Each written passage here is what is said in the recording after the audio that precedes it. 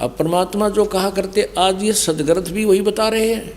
देखिएगा श्रीमद् देवी भागवत यानी शक्ति पुराण, दुर्गा पुराण, गीता प्रेस गोरखपुर से प्रकाशित है। इसके कौन है संपादक? संपादक है हनुमान प्रसाद पोदार, चिमनलाल गोस्वामी। प्रकाशक एवं मुद्रक हैं गीता प्रेस गोरखपुर, गोविंद भवन कार्यालय कोलकाता का संस्थान है। ये इनके फैक्स और फोन नंबर है। ये देखिएगा इस पवित्र पुराण के पहले स्कंद में श्रीमद् देवी भागवत पृष्ठ नंबर 28 पर नारद जी और व्यास जी की गोष्ठी हो रही है। Vyas ji is the writer of 18 Purana and ये चारों वेदों का, गीता जी का और इन 18 पुराणों का, श्री सुधा सागर का ये व्यास जी राइटर है, लेखक है। और ये नारद जी से वार्ता कर रहा है। नारद जी ने कहा, महाभाग व्यास जी, तुम इस विषय में जो पूछ रहे हो ठीक यही प्रश्न मेरे पिताजी ने भगवान श्री हरि से किया था। नारद जी के पिताजी हैं ब्रह्मा जी। देवादि देव भगवान जगत के स्वामी हैं। लक्ष्मी जी उनकी सेवा में उपस्थित रहती हैं। दिव्य कौस्तुभमणि उनकी शोभा बढ़ाती है। वे शंख चक्र गदा लिए रहते हैं, पीताम्बर धारण करते हैं, 4 भुजाएं हैं। यानी पूरी डेफिनेशन बता दी। विष्णु जी हैं। वे चराचर जगत के आश्रयदाता हैं, जगत गुरु एवं देवताओं के भी देवता हैं। ऐसे जगत प्रभु भगवान श्री हरि महान तप कर रहे थे। विष्णु जी तपस्या कर रहे थे, उनकी समाधि लगी थी। यह देखकर मेरे पिता ब्रह्मा जी को बड़ा आश्चर्य हुआ।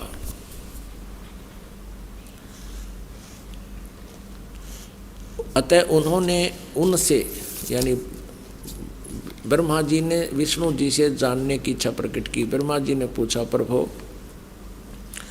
आप देवताओं के अध्यक्ष, जगत के स्वामी और भूत भविष्य एवं वर्तमान सभी जीवों के एकमात्र शासक हैं। भगवान फिर आप क्यों तपस्या कर रहे हैं और आप किस देवता की आराधना में ध्यान मग्न हैं? मुझे असीम आश्चर्य तो ये हो रहा कि आप देवेश्वर यानी सब देवों के मालिक, सब भगवानों के भगवान, ब्रह्मा जी विष्णु को कह रहा भगवानों के भगवान है, एवं सारे संसार के शासक होते हुए भी समाधि लगाए बैठे हैं। अब विष्णु जी ने क्या उत्तर दिया?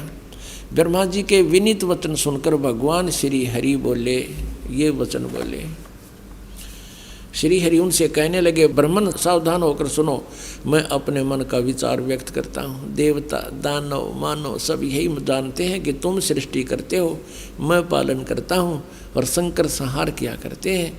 किंतु फिर भी वेद के पारगामी पुरुष अपनी युक्ति से यह सिद्ध करते हैं कि रचने, पालने और संहार करने की यह योग्यता जो हमें मिली है, इसकी अधिष्ठात्री शक्ति देवी है। वे कहते हैं कि संसार की सृष्टि करने के लिए तुम में राजसी शक्ति का संचार हुआ है। इसी ये भी सिद्ध हो रहा कि रजगुण ब्रह्मा, सतगुण विष्णु, तमगुण शिव जी हैं। मुझे सात्विक शक्ति मिली है और रुद्र में तामसी शक्ति का आविर्भाव हुआ है। सुवर्त प्रत्यक्ष और परोक्ष दोनों उदाहरण मैं तुम्हारे सामने रखता हूँ, सुनो। यह निश्चित बात है कि उस शक्ति के अधीन होकर ही मैं यानी विष्णु शेष नाग की सैया पर सोता हूँ। सृष्टि करने का अवसर आते ही जाग जाता हूँ। मैं सदा तप करने में लगा रहता हूँ और उस शक्ति के शासन से मैं कभी मुक्त नहीं रह सकता। कभी अवसर मिला तो लक्ष्मी के साथ सुखपूर्वक समय बिताने का सौभाग्य प्राप्त होता है। मैं कभी तो दानों के साथ युद्ध करता हूँ।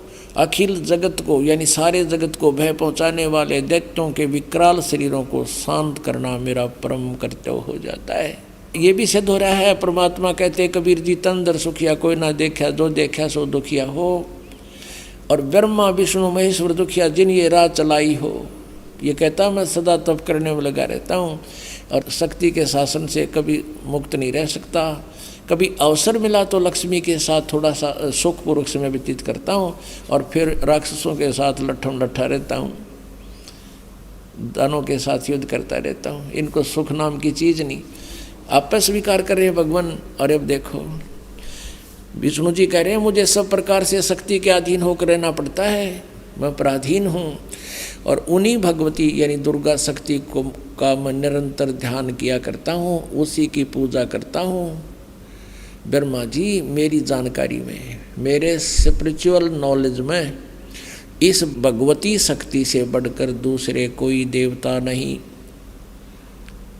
अब आ लिया अंत विष्णु जी के आध्यात्मिक ज्ञान का। न्यों कह दुर्गा तो ऊपर कोई भगवान को ना, जितनी मन जानकारी है। अपने आत्माओं, यदि ये दास ये शब्द कह के छोड़ देता कि ब्रह्मा विष्णु महेश दुर्गा आदि और इन ऋषियों महर्षियों को आध्यात्मिक ज्ञान नहीं था, तो पहली बार जो प्राणी सुने वो उठ कर चला जाने कहे तो नरी बकवाद करे है। और अब ये प्रमाण देख करके वो पुण्यात्मा जो एकाध आए होंगे, नए भक्त भी बहुत आते हैं, इसलिए दास का उद्देश्य होता है कि पहली कक्षा से लेकर और पीएचडी तक का ज्ञान इसी सामूहिक शिक्षा स्थल यानी सत्संग के माध्यम से देऊं, ताकि ये ज्ञान यज्ञ का लाभ सभी प्राणियों को होवे। तो यहाँ ये स्पष्ट हो गया कि विष्णु जी को ज्ञान नहीं, ब्रह्मा नाप पर ज्ञान नहीं, विष्णु तो पूछे, नारद ने ज्ञान नहीं और व्यास जी को ज्ञान नहीं। और आगे देखिए दुर्गा क्या कहती है। विष्णु जी तो कहते मैं दुर्गा से ऊपर कोई भगवान ना मानता, ना मन पता। और अब दुर्गा क्या कहती है, दुर्गा जी क्या कहती है देखिएगा 7वें स्कंद में 562 पृष्ठ पर 7वां स्कंद, वही श्रीमद् देवी भागवत, ये वही पुराण है। अब यहाँ देखिएगा 7वां स्कंद और 562 पृष्ठ। देवी जो है दुर्गा हिमालय राजा को ज्ञान दे रही है। देवी द्वारा हिमालय को ज्ञानोपदेश, ब्रह्म स्वरूप का वर्णन यानी ब्रह्म के बारे में जानकारी दे रही है। श्री देवी कहने लगी पर्वतराज, ये पहले तो अपने बारे में बताती है, फिर अब अपनी को भी रिजेक्ट करती है, कहती है उस ब्रह्म का क्या स्वरूप है यह बतलाया जाता है, जो प्रकाश रूप सबके अत्यंत समीप में स्थित हृदय रूप गुहा में स्थित होने के कारण गुहाचर नाम से प्रसिद्ध और महान पद अर्थात परम प्राप्य है। वह समस्त प्रजा के ज्ञान से परे है, अर्थात किसी की बुद्धि में आने वाला नहीं है, यह तुम जानो। जो परम प्रकाश रूप है, जो सूक्ष्म से भी अत्यंत सूक्ष्म है, जिसमें संपूर्ण लोक और उन लोकों में निवास करने वाले प्राणी स्थित हैं, वही यह अक्षर ब्रह्म। अब दुर्गा उवा बाई बोल रही है, कदे तो इस ब्रह्म को अक्षर ब्रह्म कहती है, कहीं इसको ब्रह्म कहती है। अब देखना, वही सबके प्राण है, वही सबकी वाणी है और वही सबके मन है। वह यह परम सत्य अमृत अविनाशी तत्व है, सौम्य। उस वेदने योग्य लक्ष्य का तुम वेदन करो, मन लगाकर उसमें तन में हो जाओ। अब हम थोड़ा सा यहीं से ले लेते हैं। उस एकमात्र परमात्मा को ही जाने, दूसरी सब बातों को छोड़ दे। यही अमृत रूप परमात्मा के पास पहुंचाने वाला पुल है। संसार समुद्र से पार होकर अमृत स्वरूप परमात्मा को प्राप्त करने का ये सुलभ साधन है। इस आत्मा का ओम के जप के साथ ध्यान करो। इस अज्ञान में अंधकार से सर्वथा परे और संसार समुद्र से उस पार जो ब्रह्म है उसको पा जाओगे, तुम्हारा कल्याण हो। इसने स्पष्ट कर दिया। अपनी पूजा को भी कह दिया मत करो, मेरी पूजा भी एकमात्र परमात्मा को ही जाने, दूसरी सब बातों को छोड़ दे।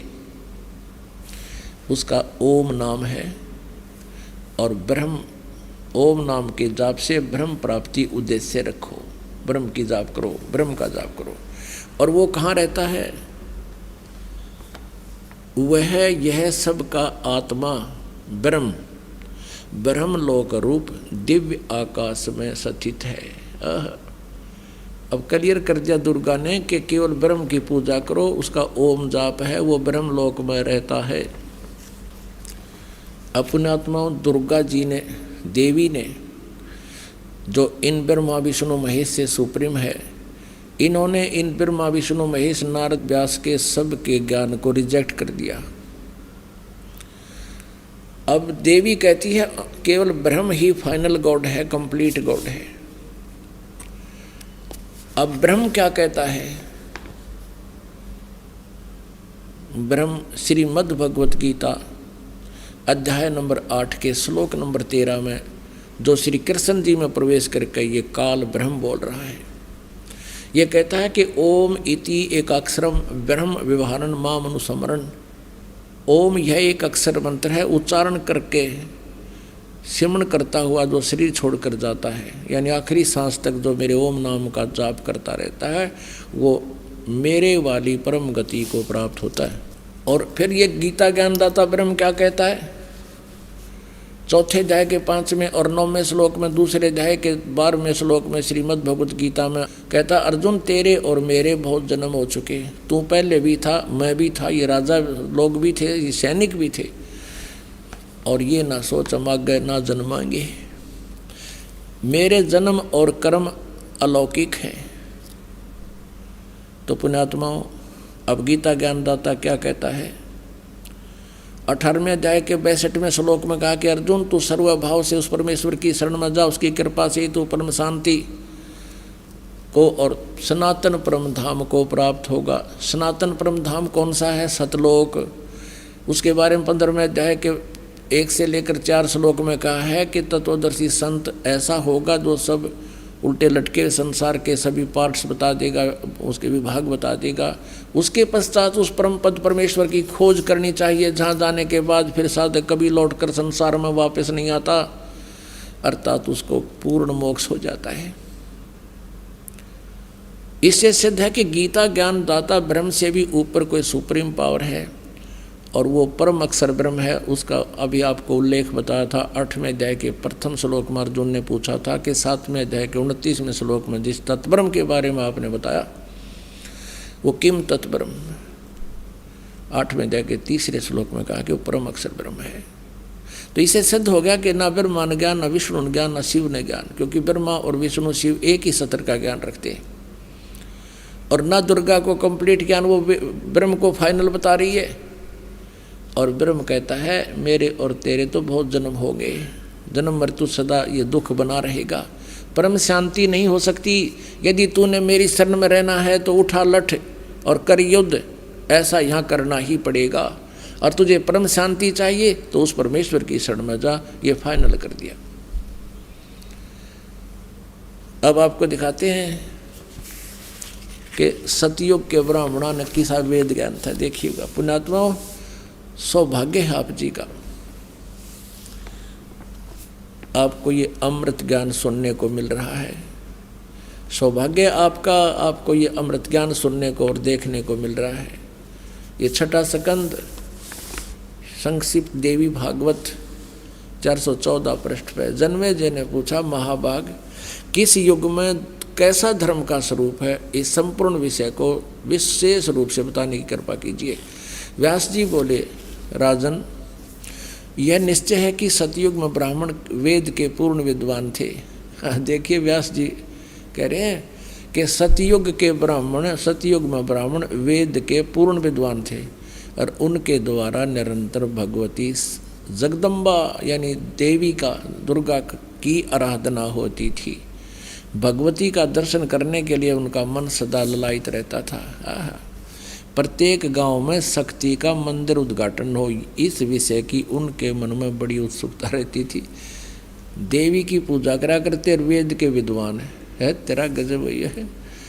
अरे नो कह ये सतयुग में ये मंदिर का लठी न कटवाए नकली ब्राह्मणा ने, ये काम बिगाड़ रखे सारा, अपने स्वार्थ बस अपने चेले बिठा दिए, उन्हें पूजा आने लगी, इनकी मौज माचगी। प्रत्येक गांव में शक्ति का मंदिर हो। अब यहाँ क्या बता, देखिए ये तो सतयुग के ब्राह्मणों की स्थिति। अब कलयुग के ब्राह्मणों की सती थी, और सुन लो इसी पवित्र पुराण में।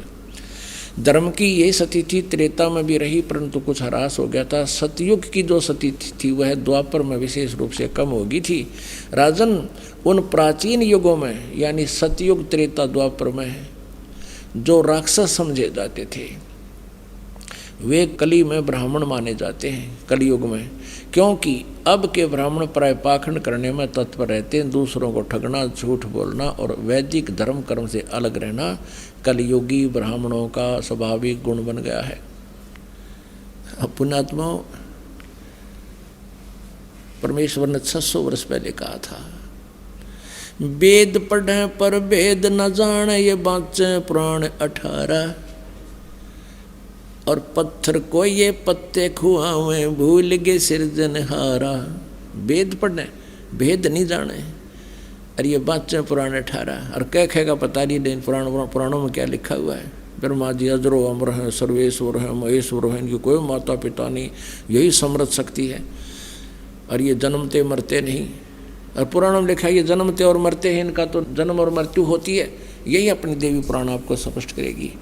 पुणात्माओं, जब तक हम अपने उन पवित्र सदग्रंथों से स्वयं परिचित नहीं होंगे तो हमारे अंदर जो जमा हुआ ये युगों युगों का लोक वेद या दंत कथा अटे नहीं, और इसके हटे बिना भगवान की रुचि बढ़े नहीं तो हमारी इन्हीं में आस्था पड़ी रहेगी।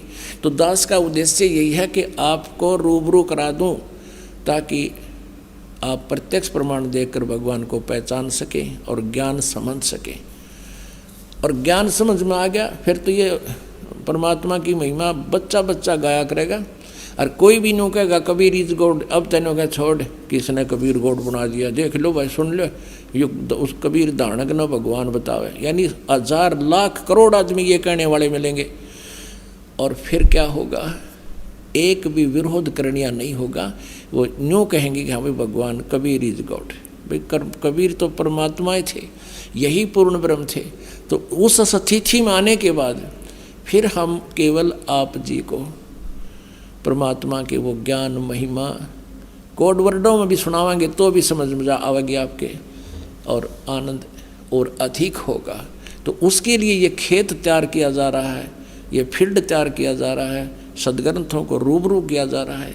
और जैसे बच्चा स्कूल जाता है और वहाँ 6 घंटे 7 घंटे तक वो क्लास में गर्मी सर्दी सब कुछ सहन करता हुआ और ज्ञान ग्रहण करता है, और लगभग 1 वर्ष में जाकर वो 1 कक्षा को उत्तीर्ण करने योग्य होता है, और 15, 16 वर्ष 20 वर्ष तक कंटिन्यू पढ़ाई करने के बाद उसको वो ज्ञान से परिपक्व होता है और 2 रोटी का साधन बनता है। और इसीलिए यहाँ आप जी को ये दास एक ये सत्संग रूपी लेक्चर सुना रहा है, इनको आप जी ने सुनना ही पड़ेगा इस परमात्मा के पाने के लिए और मोक्ष प्राप्ति के लिए। तो इसमें किसी प्रकार की थोड़ी बहुत गर्मी सर्दी जो भी मालिक की दया है, कोशिश तो इन दासों की रहती है कि परमात्मा के बच्चों को कोई असुविधा ना हो। हर तरह की संभव कोशिश करते हैं गर्मी सर्दी से आपको बचाकर फिर भगवान का गुणगान सुनाने की। फिर भी हमें इतना डेर होना चाहिए, हिम्मत रखनी चाहिए। जैसे हम किधर बस में जावे हैं या ट्रेन में जाते हैं अपने रोजी रोटी के लिए, तो 6-6 घंटे एक पैर पर खड़े रहते हैं डंडा पकड़ के। इतनी भीड़ में भी हम कभी परवाह नहीं करते। जावा की तो उतरना जगह को नहीं, उतर जावा ताकि अब सेंट लगे मजबूरी। तो पुण्यात्माओं, यहाँ थोड़ा बहुत आप जी को गर्मी सर्दी से थोड़ा बहुत कष्ट भी होता है, तो परमात्मा के निमित्त ही समझना, उसका पुण्य न्यारा होगा। और पहले हम ये ज्ञान नहीं था, भक्ति भी करते थे, भगत भी को आया करते थे और फिल्म भी देखा करते। अब पहले VCR होया करते और इसी लंबी लंबी उनकी कैसेट हुआ करती 3-3 घंटे की। संडे को दिन ले आते कि आज VCR लेवांगे किराए पर और 3 फिल्म देखेंगे। इसे तो 100 रुपये किराया एक फिल्म में, इस 3 फिल्मों में 100 रुपये किराया ही रात का। तो 3 यानी 9 घंटे की फिल्म सांझ 7 बजे शुरू कर देते और तड़के 7 बजे ताई चाय बनवाए जाते, पिए जाते, न्यू आँख पाड़े देखे जाते, लेना नहीं देना कुछ भी कोई ना। और यहाँ परमात्मा के लिए जितना भी समय आपको मिलता है, सौभाग्य आपका ये सत्कर्म लेना, ये बार बार दाव नहीं लगा करता। इसे अमृत ज्ञान को सुनने का, ये दंत कथा सुनते सुनते हम बहरे हो गए, भगवान की भक्ति करते करते हम थक लिए और कोई लाभ मिला नहीं, क्योंकि वो भगवान नहीं मिला जो लाभ दिया करता है, वो परमात्मा का हमें ज्ञान ही नहीं था। परमेश्वर क्या बताया करते, चारों युग में मेरे संत पुकारे और कूक कहा हम हेल रे, हीरे माणिक मोती बरसे ये जग चुगता ढेल रे। ओए होए। जैसे ऋग्वेद मंडल नंबर 9 सूक्त नंबर 86 मंत्र नंबर 26 और 27, ऋग्वेद मंडल नंबर 9 सूक्त नंबर 82 मंत्र 1, 2, 3, ऋग्वेद मंडल नंबर 9 सूक्त 82 मंत्र 1, और भी अनेक स्थानों पर ऋग्वेद मंडल नंबर 9 सूक्त 96 के मंत्र 16 से 20 तक ये स्पष्ट किया है कि वो परमात्मा सतलोक से गति करके आता है। वो कबीर देव है, कबीर साहब, और अपनी अच्छी आत्माओं को मिलता है। और फिर वो अच्छी आत्माएं फिर परमात्मा के गुणगान आगे संसार को सुनाते हैं। उनमें से कौन कौन वो पुण्यात्मा है जिनको परमात्मा अपने स्वाभाविक गुण अनुसार आते हैं, वो लीला ऐसी ही करते हैं जो वेद बता रहे हैं। उनमें से परमात्मा किन किन को मिले? आदरणीय धर्मदास साहिब जी को, आदरणीय नानक साहिब जी को, आदरणीय मलुकदास साहिब जी को, आदरणीय गरीबदास साहिब जी को, आदरणीय दादूदास साहिब जी को, आदरणीय घीसा दास साहिब जी को। ये वो श्रेष्ठ आत्मा, और इन पुण्यात्माओं ने, इन संतों ने आगे परमात्मा के गुणगान गाए, यही ज्ञान दिया जो परमात्मा उनको बता कर गई थी। उनके विषय में कह रहे हैं कि चारों युग में संत पुकारे कूक कहा हम हेल रे, हीरे माणिक मोती बरसे हैं ये जग चुगता ढेल रे। हम तत्व ज्ञान और यथार्थ भक्ति मार्ग रूपी हीरे और मोतियों की वर्षा कर रहे हैं, हमें आपको ज्ञान सुना रहे हैं। और ये हमारे ज्ञान को ना सुनकर, इन हीरे मोतियों को ना पहचान कर, या अर्थात यथार्थ भक्ति मार्ग को ना जानकर, आन उपासना रूपी शास्त्र विधि त्याग कर मनमाना आचरण रूपी ये कंकर पत्थर डले इकट्ठे कर रहे हैं। कंकरों को इकट्ठा कर रहे हैं, झोली भर रखी है कि मैं लाल ले रहा हूँ, ये मैंने लाल ले रखे हैं। परमात्मा कहते हैं इन लालों की परख होगी धर्मराज के दरबार में, फिर रोग टक्कर मार के ये संसार समझदा नाई कहंदा श्याम दोपहरे नू, गरीबदास ये वक्त जात है रोगे इस पैरे नू। परमात्मा कहते हैं हमरा ज्ञान किने ना सुनिया, अरे ये पर भी लेन जात है दुनिया। वहाँ धक्के खान जाती रथ पे हैं, आज बेला कुंभ का मेला है, पर भी लगेगी सुबह 3 बजे, वहाँ देख दुनिया का कठ ने कहा हमरा ज्ञान किने ना सुनिया, ये पर भी लेन जात है दुनिया। कहाँ कहाँ भटक रहे हैं बोली आत्मा। मैं रोवत हूँ सृष्टि को या सृष्टि रोवे मोहे, गरीब दास कबीर साहब कहते हैं इस वियोग को हो समझ ना सकता कोई। आप तो मुझे ढूंढ रहे हो, कबीर भगवान कह रहे हैं, और मैं तुम्हें रो रहा हूँ कि मैं तुम्हारा पिता हूँ, तुम्हारे लिए भटक रहा हूँ, तुम कितने कष्ट उठा रहे हो, तुम मेरी शरण में आ जाओ, तुम्हें यहाँ भी सुख दूंगा। और यहाँ तो इस काल के लोक में तुम्हें भाग्य से अधिक कोई नहीं दे सकता, वो मैं दूंगा, जो आवश्यक होगी वही दूंगा।